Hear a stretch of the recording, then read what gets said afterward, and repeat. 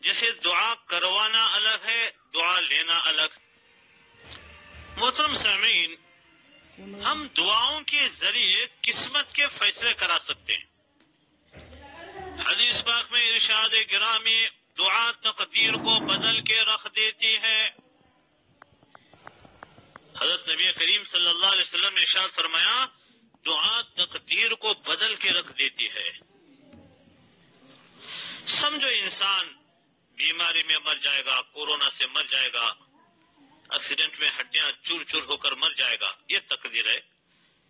اگر اس نے دعا مانگی، اللہ سے حسن ظن رکھا، تو اللہ پاک جل شانو اس کی جان کی ضرور حفاظت فرماتے ہیں اور اس کی تقدیر کو بدل کے رکھتے تھے۔ اس لیے فرماتے ہیں اللہ سے جب بھی مانگو بے حساب مانگو، خوب مانگو، بلا جھجک مانگو، خوب مانگو، کیونکہ وہی ایک ذات ہے جو دے کر واپسی کا تقاضا نہیں کرتی۔ ٹوٹے رشتے وہ جو جوڑ دیتا ہے، ٹوٹے رشتے وہ جوڑ دیتا ہے، بات رب پہ جو چھوڑ دیتا ہے۔ ٹوٹے رشتے وہ جوڑ دیتا ہے، بات رب پہ جو چھوڑ دیتا ہے، اس کے لطف و کرم کے کیا کہنے، اس کے لطف و کرم کے کیا کہنے، لاکھ مانگو کروڑ دیتا ہے۔ زندگی کے تمام مشکلات و مصائب کے لیے مشکل کشا، حاجت روا عمل وہ دعا ہے۔ کوئی راستہ نہیں ایک دعا کے سوا، کوئی راستہ نہیں ایک دعا کے سوا، کیونکہ کوئی سنتا نہیں ہے خدا کے سوا۔ جو لوگ دوسروں کو اپنی دعاؤں میں شامل کرتے ہیں، خوشیاں خوشحالیاں سب سے پہلے انہی کے دروازوں پر دستک دیتے ہیں۔ تو محترم سامعین، دعا مانگنا فرض ہے۔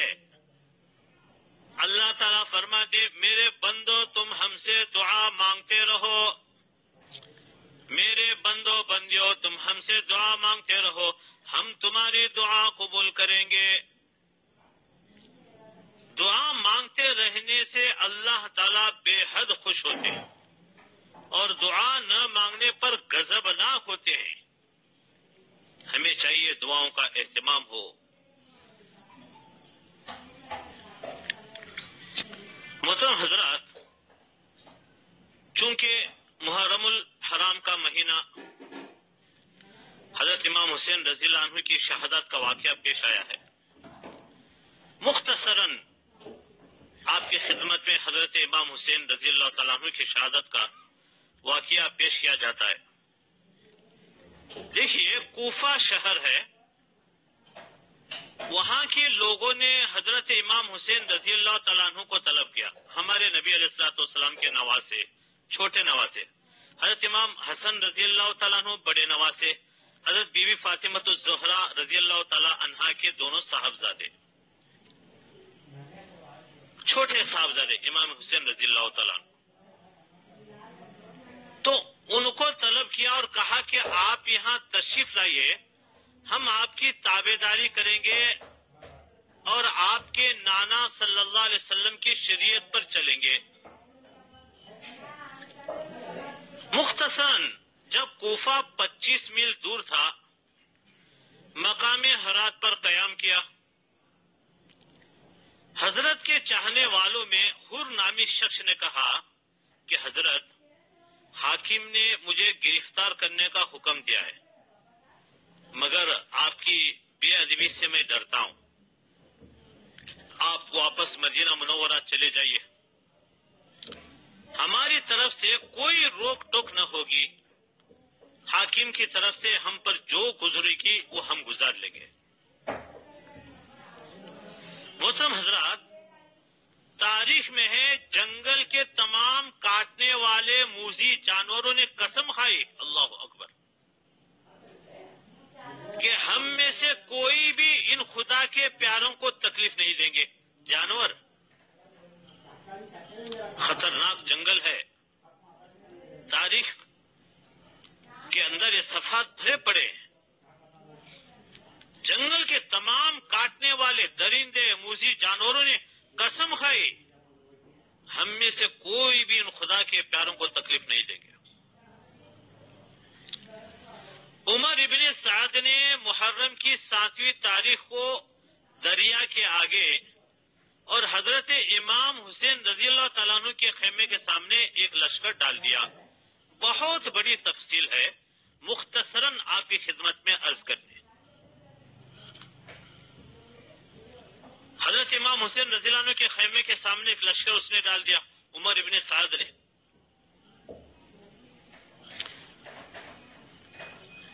اور دریا پر قبضہ جما لیا۔ کون ہے عمر ابن سعد؟ توبہ توبہ۔ عشرہ مبشرہ میں ایک صحابی ہیں حضرت سعد رضی اللہ تعالیٰ عنہ، ان کا بیٹا، باپ دیکھو ولی اور بیٹا دیکھو شیطان، خدا ہی کرشمہ۔ باپ کے بیٹے ولی کے پیٹ میں سے شیطان پیدا کرنا، شیطان کے پیٹ میں سے ولی پیدا کرنا، خدا ہی ادنا کرشمہ ہے۔ یہ عمر ابن سعد صحابی دیکھو، اتنے بڑے جلیل القدر جن کو دنیا کے اندر جنت کی بشارت دی گئی، حضرت سعد رضی اللہ تعالیٰ عنہ، ان کا بیٹا۔ دریا پر قبضہ جما لیا اور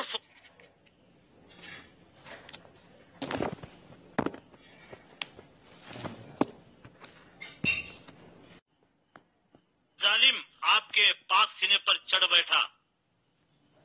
آپ نے فرمایا تو کون ہے؟ کہا میں شمر ہوں۔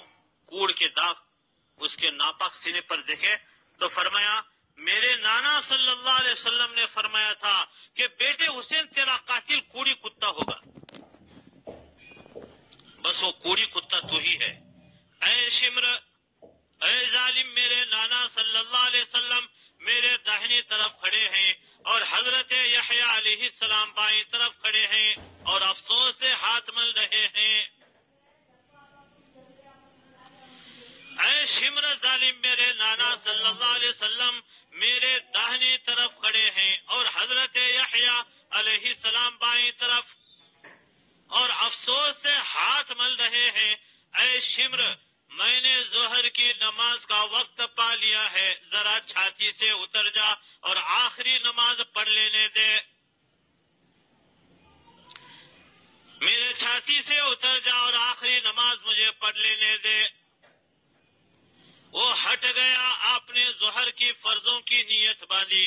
جب آپ نے سجدے کے لیے سر مبارک کو جھکا دیا تو شمر ظالم نے سر مبارک کو جدا کر دیا۔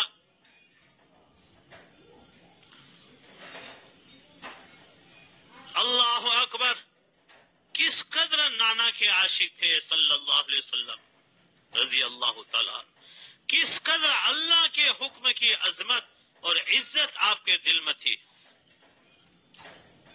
کیسی عظمت ہوں گی آپ کے دل میں، اور کس قدر نماز پڑھنے کا شوق تھا کہ زخموں سے چور ہیں مگر نماز پڑھتے ہوئے عین سجدے کی حالت میں آپ کی روح جنت الفردوس میں جلوہ افروز ہو گئی۔ انا للہ و انا الیہ راجعون۔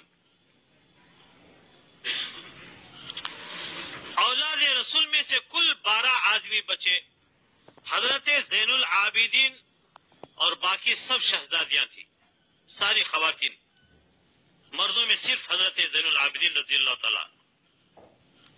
محترم حضرات، یہ مختصر سا لمبا چوڑا طویل قصہ ہے، مختصراً آپ کی خدمت میں عرض کیا گیا ہے۔ اس کربلا کے واقعے سے نصیحت حاصل کرنی ہے اور دین کے کاموں میں مضبوطی پیدا کرنا ہے، نمازوں کا اہتمام کرنا ہے، ہر حال میں اللہ رسول کی تابعداری کرنا ہے، یہی جنت حاصل کرنے کا ذریعہ ہے۔ محترم حضرات، بہت توجہ سے سنیے، دھیان سے سنیے۔ نواز رسول سیدنا حضرت حسین رضی اللہ تعالیٰ عنہ کے دشمنوں کی سزا دنیا کے اندر، آخرت میں پکڑ ہے، گرفت ہوگی، پتہ نہیں کیسے کیسے دوزخ میں انہیں سزا ملے گی، لیکن دنیا کے اندر جو تاریخ کے اندر آیا ہوا ہے، نواز رسول سیدنا حضرت حسین رضی اللہ تعالیٰ عنہ کو جنہوں نے قتل کیا، تکلیف پہنچائی، ان دشمنوں کی سزا بڑی خطرناک سے خطرناک ہوئی ہے. ذرا دھیان سے سنیے. تاریخ بھری پڑی ہے. جو لوگ سیدنا حضرت حسین رضی اللہ تعالیٰ عنہ کے مارنے میں شریک تھے، تکلیف دینے میں شریک تھے، اور جو اس برے کام میں خوش تھے، برے کام میں خوش، حالانکہ انہوں نے کوئی تکلیف نہیں دی، صرف وہ لوگ برے کام میں خوش تھے. بولتے نا ہاں اچھا ہوا. دیکھو جو اس برے کام میں خوش تھے ان کو آخرت میں تو سزا ہے ہی، دنیا میں بھی سزا ملی. ہمارے سامعین کی تسلی اور عبرت حاصل کرنے کے لیے بعض ظالموں اور بے رحموں کی سزا کو بتایا جا رہا ہے. مقصد صرف یہ ہے کہ ایسے ظلم کے اندر، ایسے نیک لوگوں کو ستانے کے اندر کہیں ہم پیچھے نہ پڑیں، ورنہ خطرناک طریقے سے پکڑاتے دنیا کے اندر. اللہ ہم سب کی پوری حفاظت فرمائے. جس آدمی نے سیدنا حضرت حسین رضی اللہ تعالیٰ عنہ کے پاک سر کو دروازے میں لٹکایا تھا، شمر ظالم نے الگ کر دیا سر مبارک کو. تو جس آدمی نے سیدنا حضرت حسین رضی اللہ تعالیٰ عنہ کے پاک سر کو دروازے میں لٹکایا تھا وہ بڑا حسین و جمیل خوبصورت تھا. اس کی صورت ایک دم کالی سیاہ ہو گئی. اس سے پوچھا گیا تیری صورت کیوں بدل گئی، الٹا توا ڈامبر کی طرح کیوں بدل گئی، تو بڑا خوبصورت اور حسین جمیل تھا، تیری صورت کالی کیوں پڑ گئی؟ اس نے کہا جب سے میں نے نواز رسول حضرت حسین رضی اللہ تعالیٰ عنہ کے سر کی بے ادبی کی ہے، غیب سے دو آدمی بڑے زبردست رات کو آتے ہیں اور مجھ کو پکڑ کر لے جاتے ہیں، جلتی ہوئی آگ پر الٹا لٹکا دیتے ہیں، ساری رات سزا مجھ کو دیتے ہیں اور صبح کو پھر یہاں چھوڑ جاتے ہیں، اور روزانہ اسی طرح سزا دیتے ہیں. میری حالت اور زندگی بالکل بگڑ گئی ہے. اللہ کے پناہ. ان کے سر کی بے ادبی کرنے کی وجہ سے روزانہ غیب سے دو آدمی بڑے زبردست آتے ہیں، مجھ کو لوگ پکڑتے ہیں، اس کے باوجود چھڑا کر وہ مجھے لے جاتے ہیں اور جلتی ہوئی آگ پر الٹا لٹکا دیتے ہیں، جس کی وجہ سے میری صورت کالی پڑ گئی، میری حالت اور میری زندگی بالکل بگڑ گئی ہے. محترم سامعین، بزرگان دین کی بے ادبی کرنا خدا کے غضب اور خدا کے غصے میں پھنساتا ہے.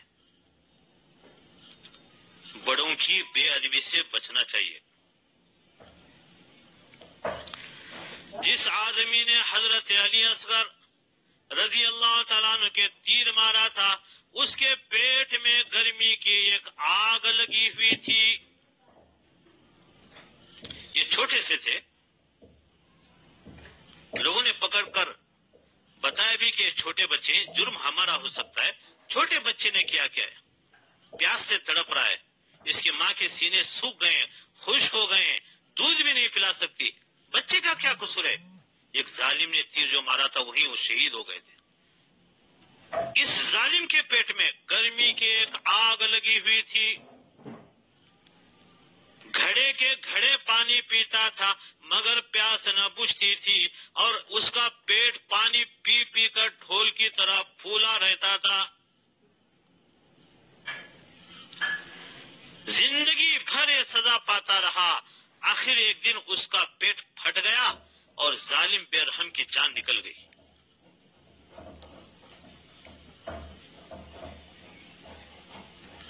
اسی لیے کہتے ہیں کہ ظلم اور بے رحمی سے بچو اور نیک لوگوں کا کہنا مانو، ان ان کی عزت کرو، پیاسوں کو پانی پلاؤ، بھوکوں کو کھانا کھلاؤ۔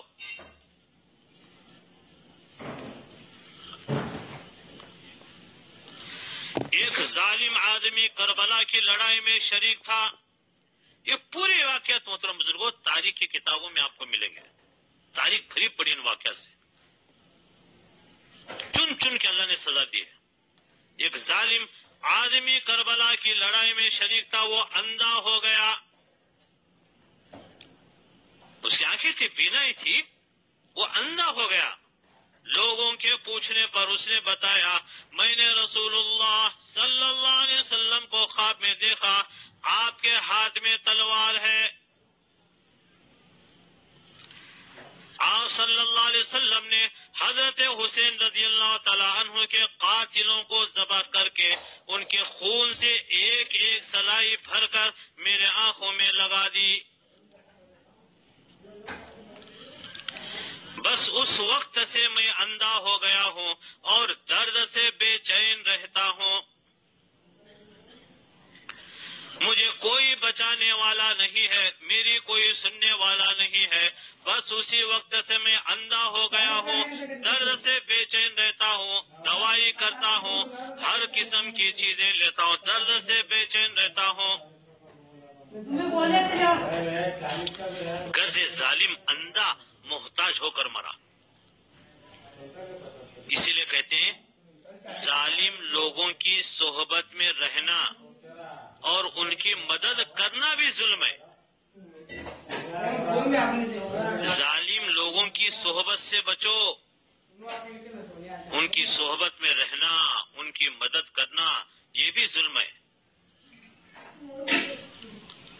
برے کاموں کا انجام آخر برا ہوتا ہے۔ ظالم لوگوں سے بالکل بچنا چاہیے، اپنے آپ کو دور رکھنا چاہیے۔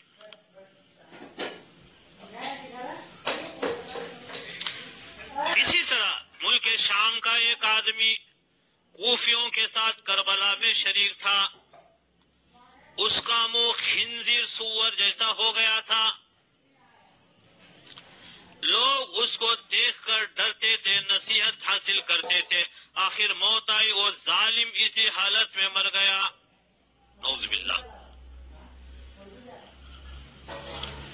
بڑوں کو تکلیف دینا اور دنیا کی لالچ میں دین کے حکموں سے غفلت کرنا، یہ ذلت اور بے عزتی ہے۔ ذرا دھیان سے سنیے، ایک جگہ بہت سے لوگ جمع تھے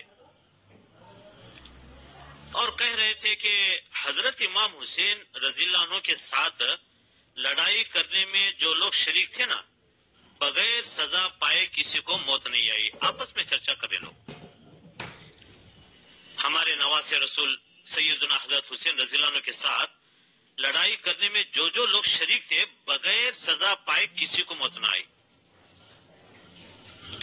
ایک شخص نے کہا مجلس میں، تم غلط کہتے ہو، تم غلط کہتے ہو، میں خود شریک تھا، میرا کچھ بھی نہیں بگڑا، اس لڑائی میں میں بھی شریک تھا، میرا کچھ بھی نہیں بگڑا۔ یہ کہہ کر چراغ کی بتی ٹھیک کرنے لگا، شام کا وقت تھا۔ چراغ سے محترم بزرگوں ایک آگ نکلی اور اس کے کپڑوں میں لگ گئی۔ وہ ظالم چیخیں مارتا تھا، چیخیں مارتا تھا، مجھ کو بچاؤ، مجھ کو بچاؤ، میں جل گیا، میں مر گیا۔ کسی کا کوئی بس نہیں چلا، کون بچا سکتا ہے؟ خدا کے قہر کے آ گئے، کسی کا کوئی بس نہ چلا، آخر دریا میں جا کر کود پڑا۔ آگ تو خدا کے قہر کی تھی، یقین جانیے دریا کا پانی اس کے لیے تیل بن گیا اور وہ ظالم جل بھن کر وہی مر گیا۔ اللہ کی پناہ، اللہ کی پناہ، سو بار پناہ، ظلم اور بے رحمی کر کے اترانا اور سزا میں دیر ہو جائے تو بے پرواہی سے بات بنانا۔ اللہ کی پناہ، ظلم اور بے رحمی کر کے اترانا اور سزا میں دیر ہو جائے تو بے پرواہی سے بات بنانا۔ اور بزرگان دین اللہ کے پیاروں کا مقابلہ کرنا، کسی کو ناحق ستانا، جان کی یا مال کی تکلیف دینا، یاد رکھیے دنیا میں بھی اس کی سزا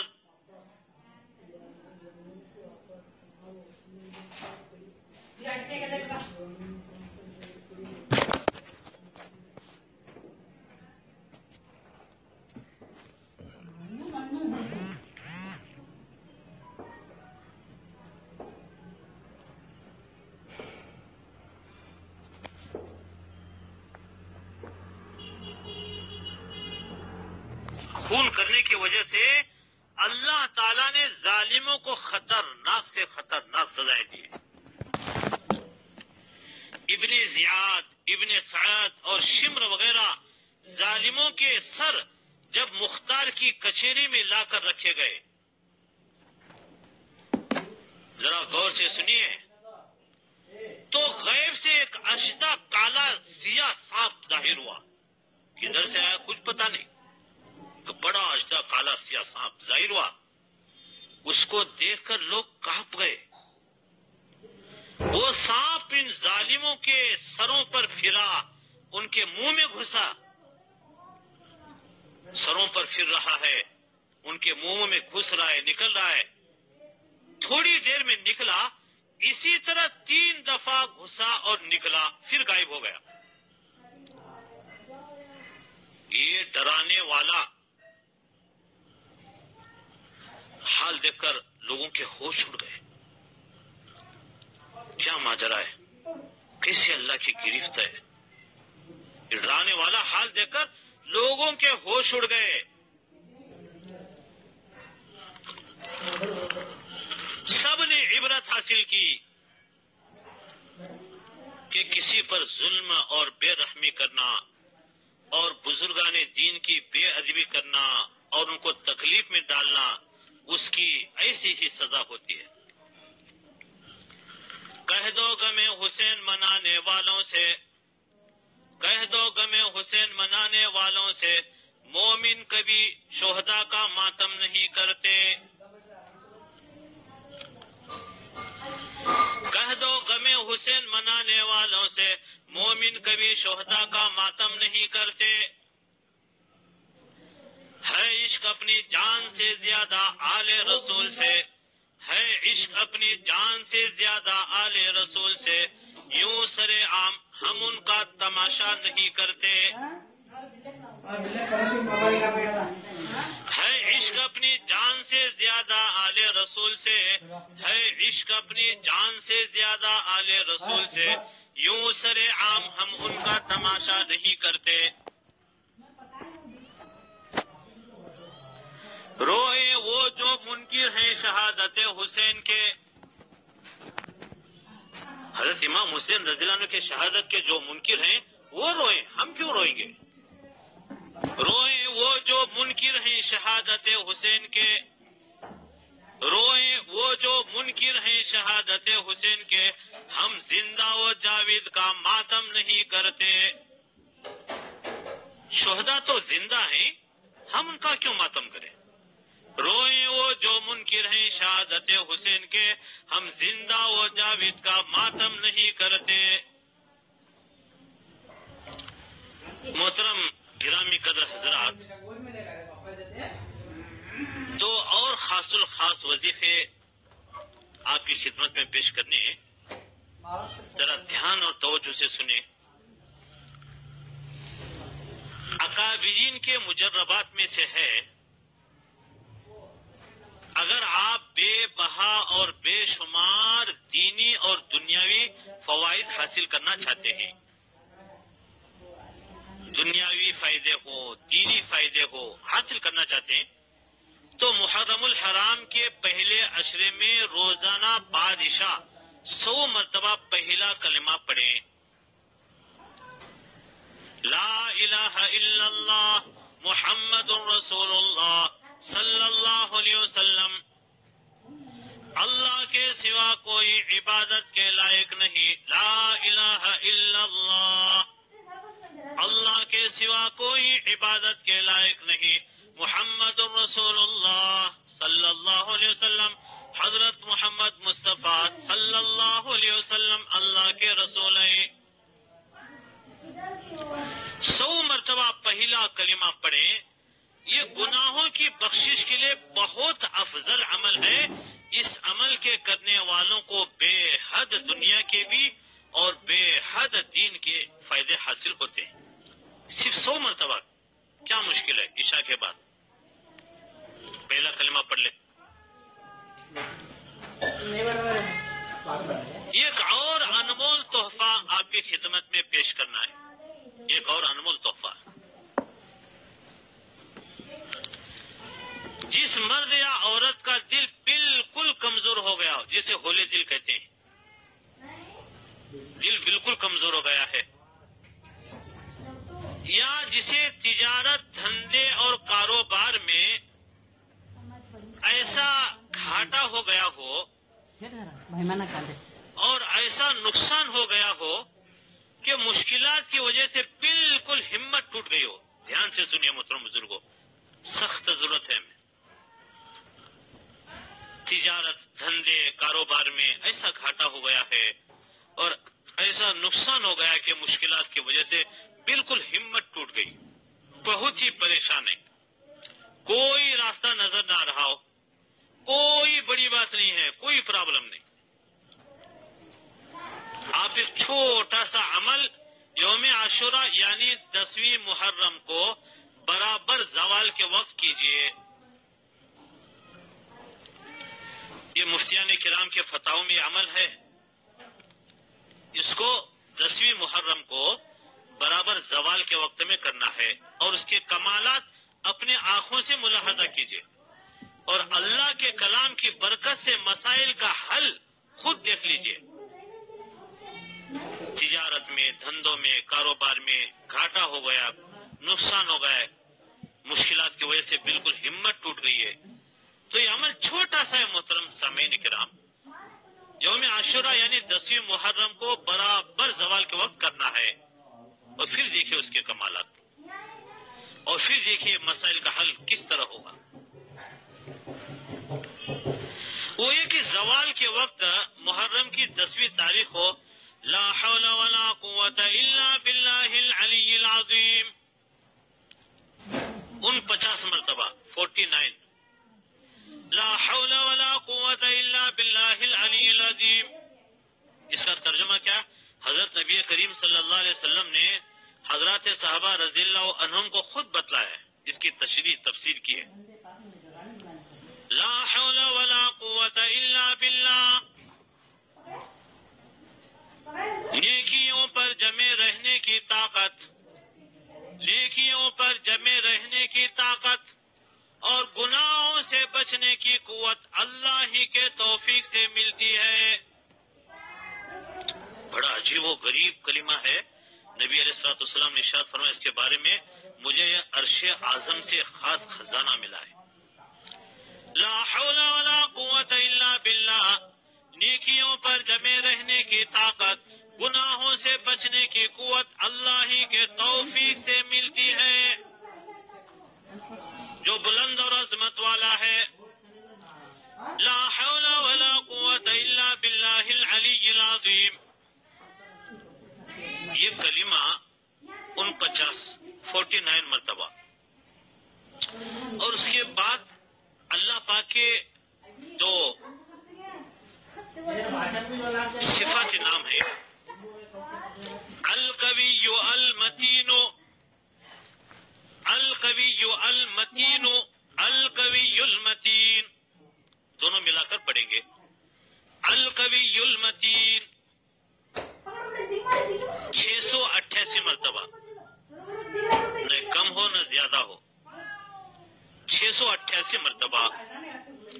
بزرگوں کے بتائے ہوئے ان آنکڑوں کے اندر تاثر ہوتے، بعد میں اتنی مرتبہ چاہو پڑھ لو کوئی بات نہیں، لیکن اس وقت میں اس آنکڑے کی عدد کی رعایت کریں گے.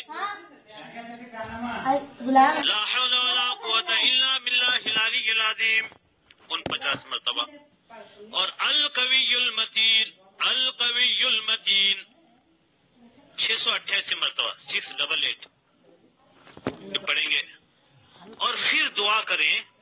اس دن میں اس وقت دعا قبول بھی ہوتی ہے، انشاءاللہ ساری مشکلات حل ہو جائے گی۔ یہ مفتیان کرام کے فتاوا میں یہ عمل ملتا ہے، ضرور کیجئے۔ اگر کچھ پرابلم نہ ہو تو بھی پڑھ کر اس کے برکات سے مالا مال ہو، فوائد تو اس کے مل کے رہیں گے، یقیناً مل کے رہیں گے۔ محترم حضرات، ایک ہے فتاوا محمودیہ، یہ ہمارے حضرت اقدس فقیہ الامت سیدی مرشدی مفتی محمود حسن صاحب گنگوہی نور اللہ مرکزو اوبر مسجو کے ہیں، 20 جلدیں بھی چھپی اور اس سے زائد بھی۔ خوشی کی بات ہے کہ حضرت سیدی مرشدی نے ہمارے ان علاقوں میں جیسے کولہاپور کی منار مسجد میں امامت کا فریضہ انجام دیا ہے، برسوں پہلے، تقریباً 60-70 سال پہلے، بہت اونچا مقام۔ شیخ الحدیث حضرت مولانا محمد زکریا صاحب قدس سرہ فضائل اعمال والے ان کی رہبری میں اور ان کی رائے سے کولہاپور میں حضرت نے امامت کا فریضہ انجام دے کر اپنے علوم سے یہاں کے لوگوں کو مالا مال فرمایا۔ فتاوا محمودیہ حضرت اقدسی کے ہمارے شیخ، تو ایک ہے فتاوا محمودیہ اور دوسری ہے محمود الفتاوا۔ ایک ہے فتاوا محمودیہ، دوسری ہے محمود الفتاوا۔ یہ ہمارے شیخ ثانی محبوب العلماء و مرشد العلماء مخدومی و مخدوم العالم حضرت مفتی احمد صاحب خانپوری دامت برکاتہم العالیہ کے فتاوا ہیں۔ اپنے مرشد کے نام پر محمود الفتاوا سے بڑے ہی معروف اور مقبول ہیں۔ اللہ پاک جل شانہ نے از حد مقبولیت سے نوازا ہے۔ اس محمود الفتاوا کی پہلی جلد میں تقریر ہے شیخ الاسلام حضرت مولانا مفتی محمد تقی صاحب دامت برکاتہم کی۔ اس میں آپ تحریر فرماتے ہیں کہ بندے نے ان فتاوا کو ان کتابوں میں شامل کر لیا ہے جس سے حسب ضرورت وقتاً فوقتاً استفادہ کیا کرتا ہوں۔ اللہ اکبر، انٹرنیشنل شخصیت ہیں۔ فرماتے ان فتاوا کو ان کتابوں میں شامل کر لیا میں نے جس سے حسب ضرورت وقتاً فوقتاً استفادہ کیا کرتا ہوں۔ حضرت فرماتی امید ہے انشاءاللہ یہ مجموعہ کا یہ محمود الفتاوا کا مجموعہ علماء اور عوام دونوں کے لیے نافع ہوگا۔ محترم حضرات، آپ سبھی سے درخواست ہے کہ ہمارے گھروں کے اندر قرآن کریم ہو، اس کا ترجمہ مفتی تقی صاحب عثمانی دامت برکاتہم کا ترجمہ ہے، آسان ترجمہ قرآن، بہت آسان، عام فہم، بے حد مقبول ہے۔ قرآن کریم ہو اور اس کا ترجمہ آسان ترجمہ قرآن، فتاوا دارالعلوم دیوبند ہے، محمود الفتاوا ہے، فتاوا محمودیہ، بہشتی زیور، فضائل اعمال، منتخب احادیث اور حضرت تھانی رحمۃ اللہ علیہ کی دین کی باتیں ہمارے مسجدوں میں، ہمارے گھروں میں ضرور ہونا چاہیے تاکہ ہمیں حلال اور حرام کی تمیز ہو، عبادات صحیح ہو، پاکی ناپاکی کے مسائل سے واقفیت ہو۔ لیکن جانیے اس میں بچہ پیدا ہونے سے لے کر قبر میں جانے تک کے مسائل ہمیں جو ہے مل جائیں گے۔ محترم حضرات، چونکہ حضرت اقدس کی دعا ہے آن لائن تھوڑی دیر میں شروع ہونے والی ہے، مختصر جو اس سے پہلے بھی ہمارے حضرت اقدس کے متعلق آپ نے سنا ہے، ماشاءاللہ بہت بڑی حیثیت اللہ نے جو ہے ہمیں دی ہے۔ اللہ تعالیٰ سے ہم دعا کریں گے اللہ تعالیٰ آپ کو صحت نصیب فرمائے، تندرستی نصیب فرمائے، آپ کے فیض باطنی برکات روحانی سے ہم سب کو مستفیض اور مستفید ہونے کے فیصلے فرمائے۔ محترم حضرات، گزشتہ کل عمل سن لیا تھا پیران پیر حضرت شیخ عبد القادر جیلانی رحمۃ اللہ علیہ کا، ان کا تجربہ شدہ عمل، اس میں تھا غسل مسنون۔ 10ویں تاریخ کو غسل مسنون کرنے پر اللہ پاک لا علاج بیماریوں سے بچاتے ہیں۔ تو غسل کا مسنون طریقہ کیا ہے، مختصر آپ کے خدمت میں پیش کیا جا رہا ہے۔ دیکھیے نبی علیہ الصلوۃ والسلام کس طرح غسل فرماتے تھے۔ پہلے دونوں ہاتھ گھٹوں تک 3 مرتبہ دھوئیں گے، پھر بدن پر کسی جگہ کوئی ناپاکی لگی ہو تو اس کو بھی صاف کریں گے، پھر ضرورت ہو یا نہ ہو چھوٹا بڑا دونوں استنجا کریں، ایک کی ضرورت 2 کی ضرورت ہے پوری کر لیں۔ اس کے بعد سنت کے مطابق اچھی طرح وضو کریں۔ اس کے بعد پانی اس طرح بہائیں، اول سر پر ڈالیے، پھر سیدھے کندھے پر، پھر دائیں کندھے پر، اتنا پانی ڈالیے کہ سر سے پاؤں تک پہنچ جائے۔ ایک دفعہ ہوا، اول سر پر پانی ڈالیے، پھر سیدھے کندھے پر، پھر دامے کندھے پر، اتنا پانی ڈالیے کہ سر سے پاؤں تک پہنچ جائے. یہ ایک دفعہ ہوا. پھر دوبارہ اسی طرح پانی ڈالیے، پہلے سر پر، پھر سیدھے کندھے پر، پھر دامے کندھے پر، سر سے پاؤں تک پانی پہنچ جائے. 2 مرتبہ. پھر اسی طرح تیسری دفعہ کیجیے. جہاں بدن سوکھا رہنے کا اندیشہ ہو وہاں ہاتھ سے مل کر پانی بہانے کی کوشش کریں. یہ غسل کا طریقہ سنت کے موافق ہے. اس میں بعض چیزیں فرض ہیں، بعض چیزیں سنت ہیں. غسل کرتے وقت قبلے کی طرف منہ نہ کرے اور پانی بہت زیادہ نہ بہائیں، نہ بہت کم لے. اور غسل کرتے وقت باتیں نہ کریں اور بدن ڈھکنے میں بہت جلدی کریں. یہ محترم بزرگوں، یہ غسل کا سنت طریقہ ہے. ایک بہت اہم ہے، ساتھیوں کا اصرار تھا تیمم کرنے کا مصنون طریقہ بھی بتایا جائے. ضرورت پڑتی ہے محترم بزرگوں، ڈاکٹر لوگ منع کرتے ہیں سختی سے پانی آپ استعمال مت کرو، نمازوں کے مسئلے ہیں وغیرہ. ذرا سن لیجیے تیمم کرنے کا مصنون طریقہ. جب تیمم کرنے کا ارادہ کرے تو اول نیت کرے کہ میں ناپاکی دور کرنے اور نماز پڑھنے کے لیے تیمم کرتا ہوں، کرتی ہوں. پھر دونوں ہاتھ پاک مٹی پر مار کر انہیں جھاڑ دیں. دونوں ہاتھ پاک مٹی پر مار کر انہیں کیا کریں؟ جھاڑ دیں. اگر زیادہ مٹی لگ جائے تو منہ سے پھونک دیں اور دونوں ہاتھوں کو منہ پر اس طرح پھیریں کہ کوئی جگہ باقی نہ رہے. دونوں ہاتھ مٹی پر مار رہے ہیں اور جھاڑ بھی دیں. زیادہ مٹی لگ گئی تو منہ سے پھونک دیں اور دونوں ہاتھوں کو منہ پر اس طرح پھیریں کہ کوئی جگہ باقی نہ رہے. ایک بال برابر جگہ چھوٹ جائے گی تو تیمم جائز نہ ہوگا. پھر دوسری مرتبہ ہاتھ مٹی پر مارے اور انہیں جھاڑ کر پہلے بائیں ہاتھ کی 4 انگلیاں، بائیں ہاتھ کی 4 انگلیاں سیدھے ہاتھ کی انگلیوں کے سروں کے نیچے رکھ کر، یعنی ناخنوں کی طرف کھینچتے ہوئے کوہنی تک لے جائیں. ذرا دھیان سے سنیے کہ پہلے بائیں ہاتھ کی 4 انگلیاں سیدھے ہاتھ کی انگلیوں کے سروں کے نیچے رکھ کر، یعنی ناخنوں کی طرف کھینچتے ہوئے کوہنی تک لے جائیں. پھر بائیں ہاتھ کی ہتھیلی سیدھے ہاتھ کے اوپر کی طرف کوہنی سے انگلیوں کی طرف کھینچتے ہوئے لائیں. آسان طریقہ ہے. بائیں ہاتھ کی ہتھیلی سیدھے ہاتھ کے اوپر کی طرف کوہنی سے انگلیوں کی طرف کھینچتے ہوئے لائیں اور بائیں ہاتھ کے انگوٹھوں کے اندر کی جانب کو سیدھے ہاتھ کے انگوٹے کی پشت پر پھیریں، پیٹھ پر. بائیں ہاتھ کے انگوٹوں کے اندر کی جانب کو سیدھے ہاتھ کے انگوٹے کی پشت پر پھیر دیں.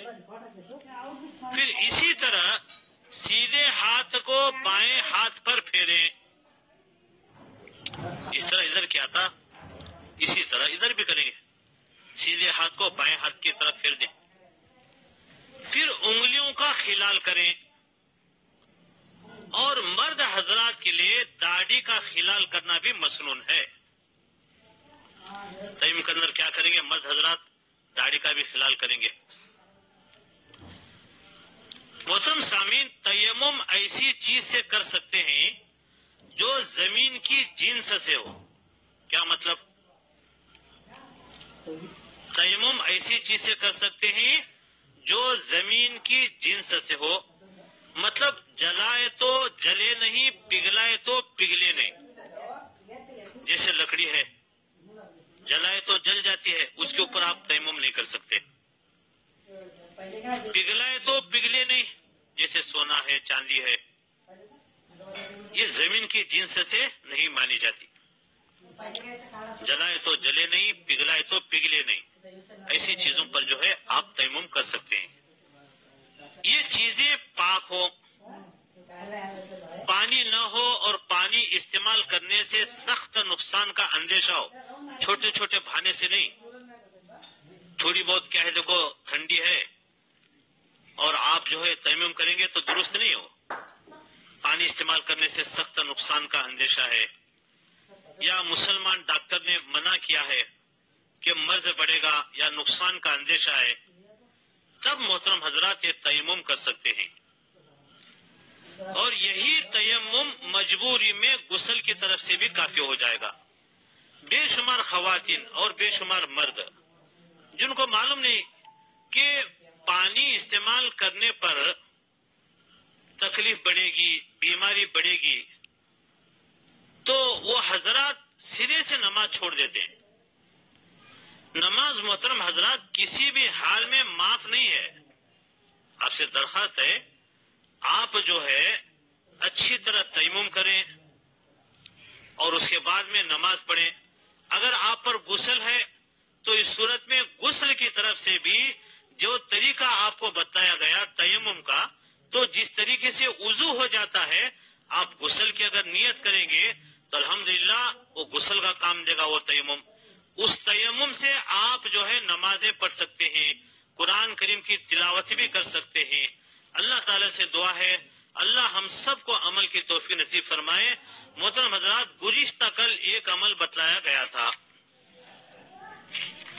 اس کے بارے میں غلط فہمیاں ہوئی ہیں کہ 2 رکعت نماز ہے اور اتنی مرتبہ جو ہے سورہ اخلاص پڑھنے پہ اتنے سال کے گناہ معاف ہوتے ہیں، اتنے سال کے گناہ معاف ہوتے ہیں. بہت مشہور ہے، ذرا دھیان سے سنیے. تو بہت سارے حضرات غلط فہمی کے شکار ہو گئے. فون آ رہے تھے کہ وہ نماز کا طریقہ بتائیے.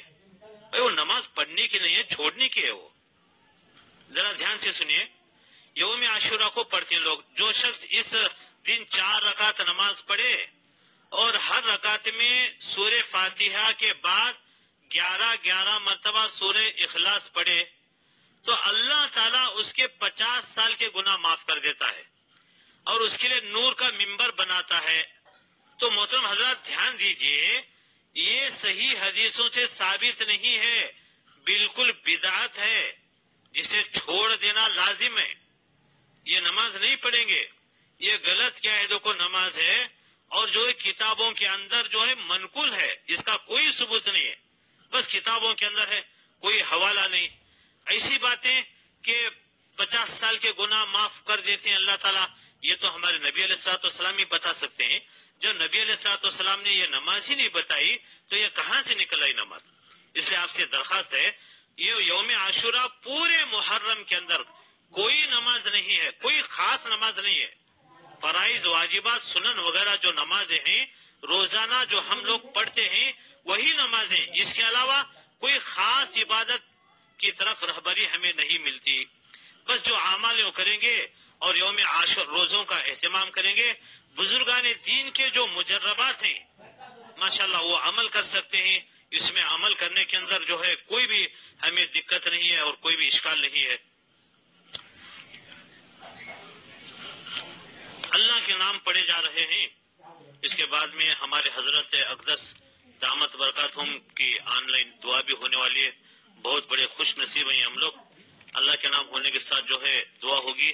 میرے محترم بزرگوں، حضور سرور کائنات خاتم النبیین حضرت محمد مصطفیٰ صلی اللہ علیہ وسلم نے ارشاد فرمایا، اللہ پاک جل شانہ کے ایک کم سو نام ہے، جو مرد یا عورت زبانی یاد کریں، صبح شام پڑھا کریں تو جنت میں جائیں گے. یہ 99 اللہ کے ناموں میں بہت بڑی برکتیں ہیں اور خاص کاموں میں ان کے ذریعے دعا کرنا بزرگان دین کا معمول رہا ہے. یہ سارے نام پڑھ کر جو دعا ہوتی ہے اللہ سبحانہ و تعالیٰ اس کو رد نہیں فرماتے، ضرور قبول فرماتے. بہرحال حضرت اقدس کی دعا شروع ہونے جا رہی ہے. آپ سبھی سے درخواست ہے، ہم بہت خوش نصیب ہیں الحمدللہ حضرت اقدس کی دعا میں شرکت ہو رہی ہے. آپ سے درخواست ہے کہ دھیان توجہ کے ساتھ آپ جو ہے دعاؤں میں مشغول ہو جائیں اور جو ہے آمین آمین کہیں. اللهم لك الحمد كله ولك الشكر كله ولك الملك كله وبيدك الخير كله وإليك يرجع الأمر كله. اللهم لا أحصي ثناء عليك أنت كما أثنيت على نفسي. اللهم لك الحمد حمدا دائما مع دوامك ولك الحمد حمدا خالدا مع خلودك ولك الحمد حمدا لا منتهى له دون مشيتك ولك الحمد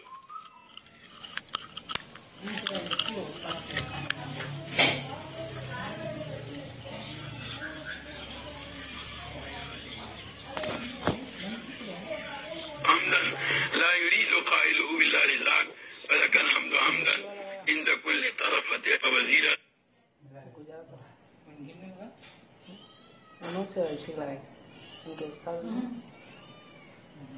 उनको कनेक्ट करेंगे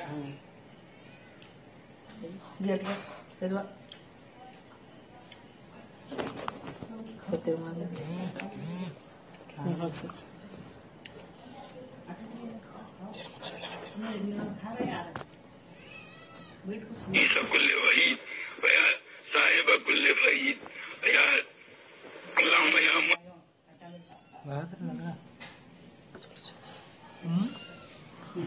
عيسى كل وحيد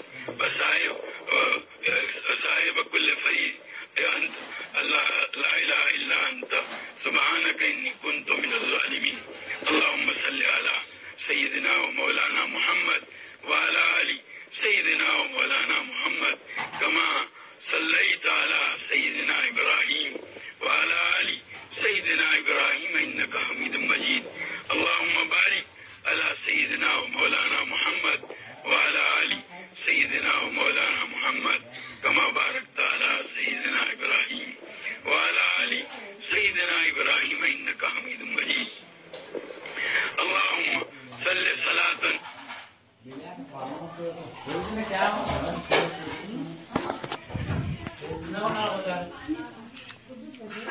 كاملة وسلم سلاما تاما على سيدنا محمد تنسقى الغمام بوجهه الكريم وعلى آله وصحبه في كل لمحة ونفس بعدد كل معلوم لك اللهم صل على سيدنا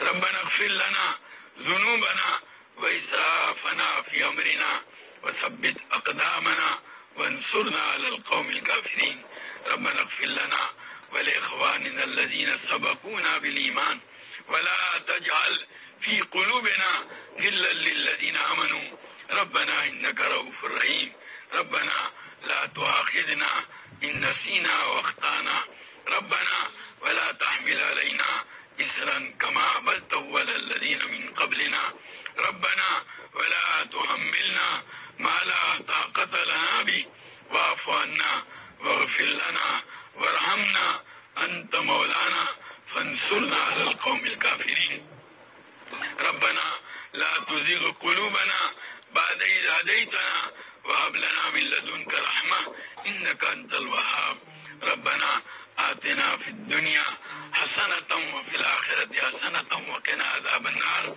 ربنا هب لنا من أزواجنا وذرياتنا قرة أعين واجعلنا للمتقين إماما رب اجعلني مقيم الصلاة ومن ذريتي ربنا وتقبل دعاء ربنا اغفر لي ولوالدي وللمؤمنين يوم يقوم الحساب رب ارحمهما كما ربياني صغيرا رب زدني علما رب اغفر وارحم وأنت خير الراحمين اللهم اغفر لنا ذنوبنا كلها دقها وجلها علانيتها وسرها أولها وآخرها ظاهرها وباطنها اللهم إنا نتوب إليك من المعاصي كلها لا نرجع إليها أبدا اللهم مغفرتك أوسع من ذنوبنا ورحمتك أرجى عندنا من أعمالنا اللهم إنك عفو كريم رحيم تحب العفو فاعف عنا يا كريم اللهم إنا نسألك رضاك والجنة اللهم إنا نسألك رضاك والجنة اللهم إنا نسألك رضاك والجنة ونعوذ بك من سخطك والنار ونعوذ بك من سخطك والنار ونعوذ بك من سخطك والنار اللهم إن قلوبنا ونواسينا وجوارحنا بيدك لم تملكنا منها شيئا فإذا فعلت ذلك بنا فكن أنت ولينا واهدنا إلى سواء السبيل.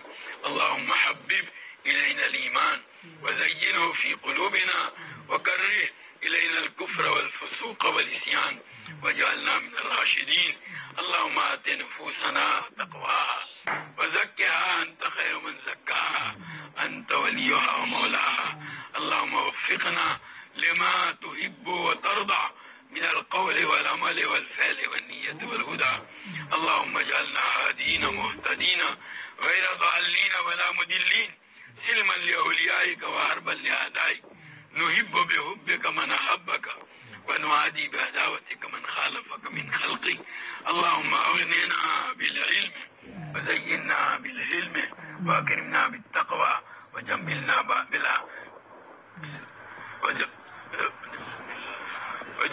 بالعافية. اللهم وفقنا لما تحب وترضى من القول والعمل والفعل والنية والهدى.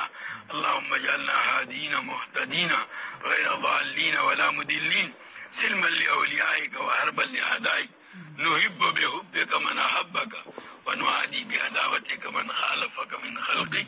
اللهم أغننا بالعلم وزينا بالحلم وأكرمنا بالتقوى وجملنا بالعافية. إليك ربي فحببني وفي نفسي لك ربي فذللني وفي أعين الناس فعزمني ومن سيء الأخلاق فجنبني وعلى صالح الأعمال فقومني. اللهم اجعل حبك أحب الأشياء إلي واجعل خشيتك أخفف الأشياء عندي واقطع عني حاجات الدنيا بالشوق إلى لقائك. وإذا أقرأت أعين أهل الدنيا من دنياهم فأقر عيني من عبادتك. اللهم إني على ديني بالدنيا وعلى آخرتي بالتقوى. اللهم أصلح لي ديني الذي هو عصمة عمري وأصلح لي دنياي التي فيها معاشي وأصلح لي آخرتي التي فيها معادي. اللهم اجعل الحياة زيادة لي في كل خير واجعل الموت راحة لي من كل شر. اللهم متعنا بأسماعنا وأبصارنا وقواتنا ما أحييتنا. اللهم اجعله الوارث منا. اللهم اجعل ثارنا على من ظلمنا. اللهم انصرنا على من عادانا ولا تجعل مصيبتنا في ديننا ولا تجعل الدنيا أكبر همنا ولا مبلغ علمنا ولا تسلط علينا من لا يخافك ولا يرحمنا. اللهم زدنا ولا تنقصنا وأكرمنا ولا تهنا وآتنا ولا تحرمنا وآتنا ولا تؤثر علينا وأرضنا عنك وارض عنا. اللهم ألهمنا رشادنا وأعذنا من شرور أنفسنا. اللهم إنا نسألك الهدى والتقى والعفاف والغنى. اللهم إنا نسألك علما نافعا ورزقا واسعا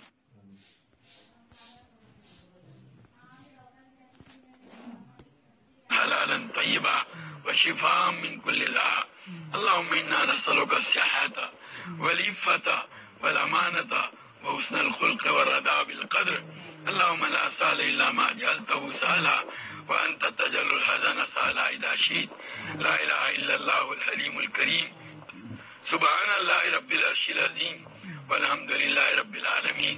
نسألك موجبات رحمتك وعزائم مغفرتك والعصمة من كل ذنب والغنيمة من كل بر والسلامة من كل إثم.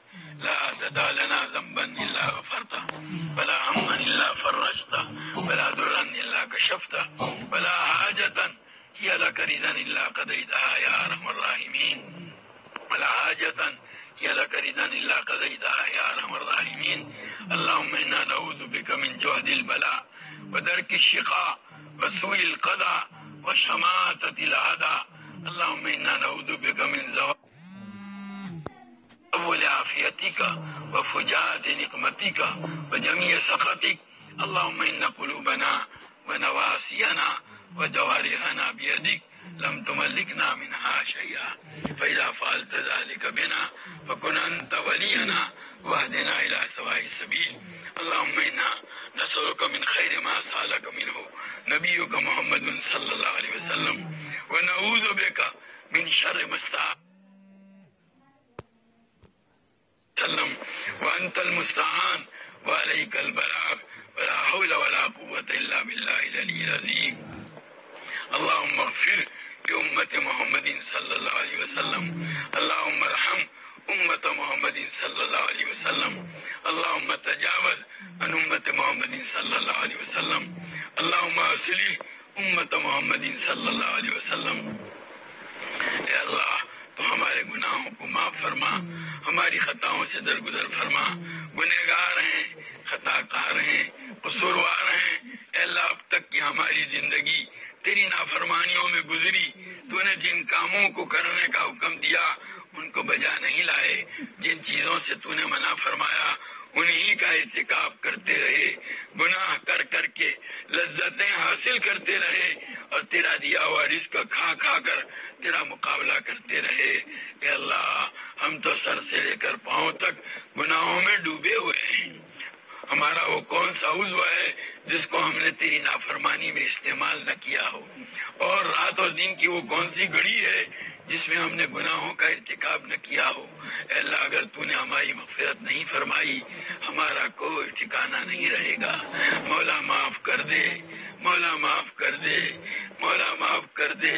تجھے تو معافی بہت پسند ہے. بندے جب تجھ سے اپنے گناہوں کی مغفرت چاہتے ہیں خوش ہو کر تو اپنے فرشتوں سے کہتا ہے کہ یہ بندے جانتے ہیں کہ ان کے گناہوں کو میرے علاوہ کوئی معاف نہیں کر سکتا. یقیناً یا اللہ ہمارے گناہوں کو آپ ہی معاف کر سکتے ہیں.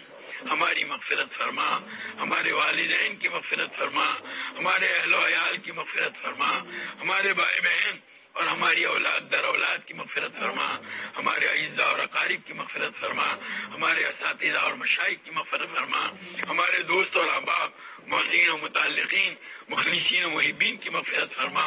اے اللہ جنہوں نے ہم سے دعاؤں کے لیے کہا لکھا، جو ہم سے دعاؤں کی توقع اور امید رکھے ہوئے ان کی مغفرت فرما. تمام مؤمنین و مومنات، مسلمین و مسلمات، پوری امت محمدیہ کی مغفرت فرما. اے اللہ ہمارے چھوٹے اور بڑے، ظاہر اور پوشیدہ، اگلے اور پچھلے سارے گناہوں کو معاف فرما. ہماری سیئات کو حسنات سے مبدل فرما. اے اللہ گناہوں کی نفرت اور نیکیوں کی رغبت ہمارے قلوب کے اندر ڈال دے. ایک لمحے کے لیے بھی تیری معصیت اور تجھ سے غفلت میں مبتلا ہونے سے ہماری پوری حفاظت فرما. اے اللہ تیری مرضیات پر ہم کو زیادہ سے زیادہ چلا کر تیری نامرضیات سے ہماری پوری حفاظت فرما. نبی کریم صلی اللہ تعالی علیہ وسلم کے طریقوں اور سنتوں کو اپنی زندگی کے ہر شعبے میں جاری کرنے اور اپنانے کی تو ہمیں توفیق و سعادت عطا فرما. حضور اکرم صلی اللہ تعالی علیہ وسلم کے طریقوں کی محبت اور غیروں کے طریقوں کی نفرت ہمارے قلوب کے اندر ڈال دے. اے اللہ تمام رذائل سے ہم کو پاک اور صاف فرما. کفر و شرک سے، شقاق و نفاق سے، عجب سے، کبر سے، خود بینی اور خود پسندی سے، بغض سے، کینہ سے، حسد سے، بخل سے، شوق سے، شہوت سے، غضب سے، ریا اور سماع سے، حرص اور طمع سے، سوال اور اشراف نفس سے، دنیا کی، مال کی، جاہ کی محبت سے. اے اللہ تمام رذائل سے ہم کو پاک اور صاف فرما. محاسن اخلاق سے مزین فرما. ایمان و یقین سے، اسلام و طاعت سے، تقوی اور طہارت سے، اخلاص اور الہیت سے، زہد و ورع سے، تسلیم و رضا سے، صبر و شکر سے، عفت و عصمت سے، جود و سخا سے، تواضع و انکساری سے، تیری ذات عالی پر کمال یقین اور توکل کے اخلاق حسنہ سے ہم کو مزین فرما. اے اللہ تیری معرفت و محبت کے انوار سے ہمارے قلوب کو منور فرما. تیری یاد سے ہمارے دلوں کو آباد فرما. دوام ذکر اور دوام طاعت کی ہمیں توفیق عطا فرما. تمام اعمال میں اخلاص، اتباع اور احتساب کی کیفیت نصیب فرما. اللہ ہمیں، ہمارے اہل و عیال اور تمام متعلقین کو صحت، قوت، عافیت، سلامتی، دنیا آخرت کی بھلائیوں سے مالا مال فرما. ہماری تمام ضرورتوں کی تو اپنے خزانے غیب سے کفالت فرما. ہمیں کسی کا محتاج و دسترگر نہ بنا. ہماری روزیوں میں برکت اور وسعت عطا فرما. اللہ تو ہماری اولادوں کو عقائد حقہ، علوم نافعہ، اعمال صالحہ، اخلاق فاضلہ سے آراستہ فرما.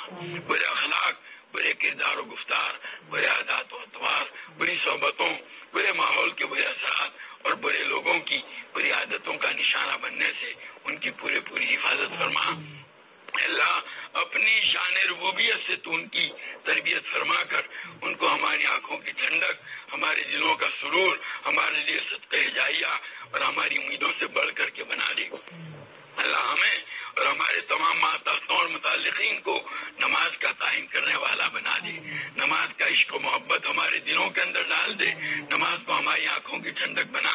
نماز کا خشوع و خضوع ہمیں عطا فرما۔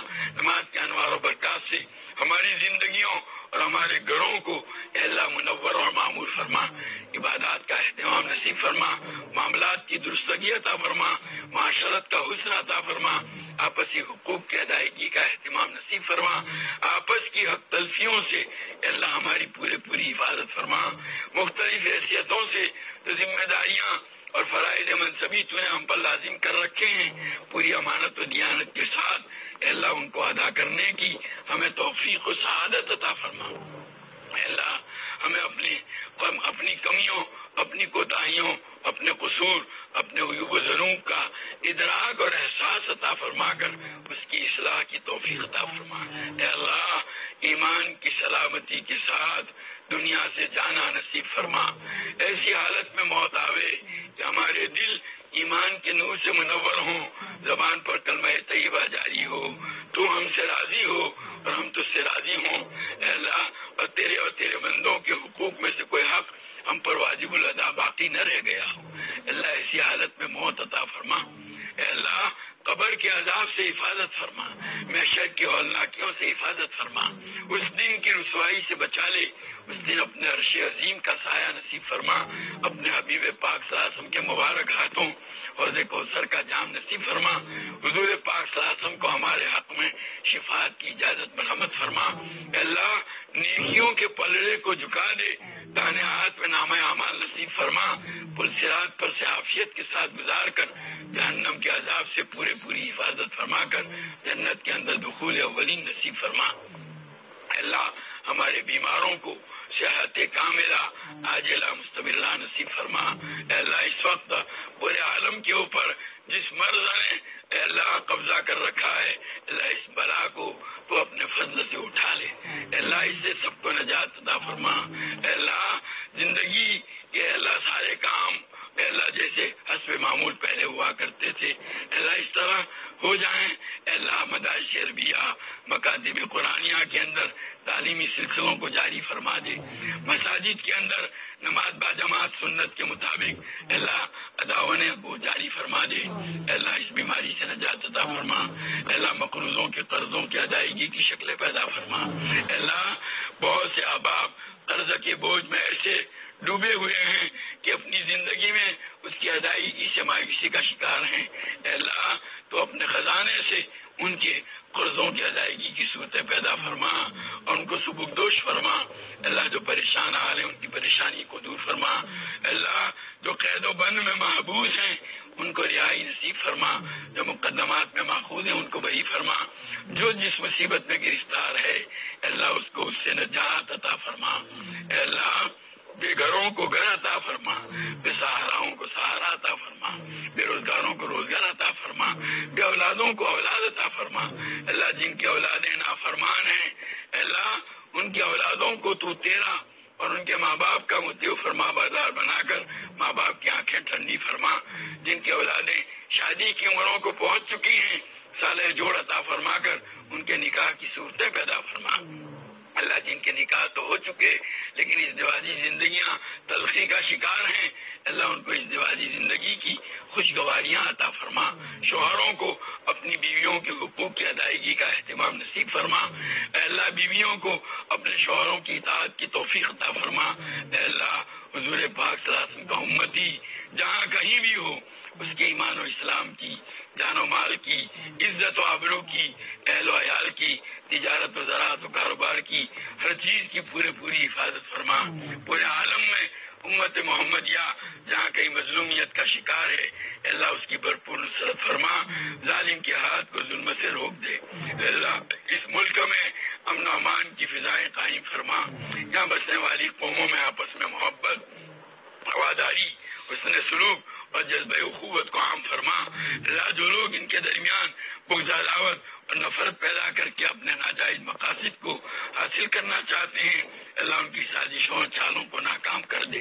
اللہ اپنے فضل کا معاملہ فرما، اپنے فضل کا معاملہ فرما، اپنے فضل کا معاملہ فرما۔ اللہ دشمنان اسلام کی ساری سازشوں سے امت محمدیہ کی پوری حفاظت فرما۔ اللہ NPR اور NRC کی آزمائشوں سے حفاظت فرما، پورے ملک کی حفاظت فرما۔ اللہ اپنے فضل کا معاملہ فرما۔ اللہ ہمارے والدین، ہمارے اساتذہ، ہمارے مشائخ جنہوں نے ہماری تعلیم و تربیت کے لیے مشقتیں اٹھائی، اللہ تکلیفیں جھیلی، ہماری غفلتوں کو برداشت کیا، اللہ ان تمام کو ہماری طرف سے اپنی شان بہترین بدلہ دنیا اور آخرت کے اندر عطا فرما۔ جو جا چکے ہیں دنیا سے ان کی قبروں کو نور سے بھر دے، اپنی رحمتوں و مغفرتوں سے ڈھانپ لے، جنت الفردوس میں ان کو اعلیٰ مقام و مراتب عطا فرما۔ اور جو موجود ہیں ان کی عمروں میں، ان کی صحت و قوت و عافیت میں، ان کے اعمال خیر میں، ان کی علمی دینی ملی خدمات میں بے انتہا خیر و برکت مقدر فرما کر ان کی قدردانی کی ہمیں توفیق عطا فرما۔ اللہ تمام مدارس عربیہ، مکاتب قرآنیہ، مراکز دینیہ، خانقاہوں کی، مساجد کی، تبلیغی اور دینی مراکز کی، اور تیرے دین کا کام جہاں کہیں جن شکلوں میں ہو رہا ہے اور تیرے یہاں مقبول اور پسندیدہ ہے، سب کی حفاظت فرما۔ کام کرنے والوں کی حفاظت فرما، ان کو اخلاص، استقامت، ہمت اور حوصلہ عطا فرما، ان کے راستے کی رکاوٹوں کو دور فرما، ان کی مشکلات کو آسان فرما، ان کی ضروریات کی کفالت فرما، ان کو مخلص اور فعال کام کرنے والے افراد عطا فرما۔ اللہ جو صلاحیتیں، جو قوا، جو اسباب و وسائل اور جو نعمتیں تو نے ہمیں عطا فرمائی ہیں، ان سب کو تیرے دین، علم دین اور ایمان و اسلام کی اشاعت کے لیے، حفاظت کے لیے، خدمت کے لیے استعمال کرنے کی ہمیں توفیق عطا فرما۔ اے اللہ ان قیمتی سرمایوں کو دنیا کے پیچھے ضائع کرنے سے ہماری حفاظت فرما۔ ابنائے دنیا میں سے نہ بنا، ابنائے آخرت میں سے ہم کو بنا دے۔ اللہ تیرے حبیب پاک صلی اللہ علیہ وسلم نے، تیرے حضرات انبیاء علیہ السلام نے، تیرے صالحین بندوں نے جتنی خیر اور بلائی تجھ سے مانگی، ہمیں اور پوری امت کو اے اللہ عطا فرما۔ جن شر و برائیوں سے پناہ چاہی ان سے ہماری اور پوری امت کی حفاظت فرما۔ اے اللہ اس دعا میں شریک تیرے تمام بندوں اور بندیوں کی جائز اور نیک مرادیں پوری فرما۔ جو مانگا وہ بھی عطا فرما، مانگنے سے رہ گیا وہ بھی عطا فرما۔ آج تک تجھ سے مانگ کر کبھی محروم نہیں ہوئے، اب بھی اور آئندہ بھی محروم نہ فرما۔ ربنا جینا کا تائبین فلا تردنا خائبین، ربنا تقبل منا انك انت السميع العليم وتب علينا انك انت التواب الرحيم۔ صلی اللہ تعالی علی خیر خلقه سیدنا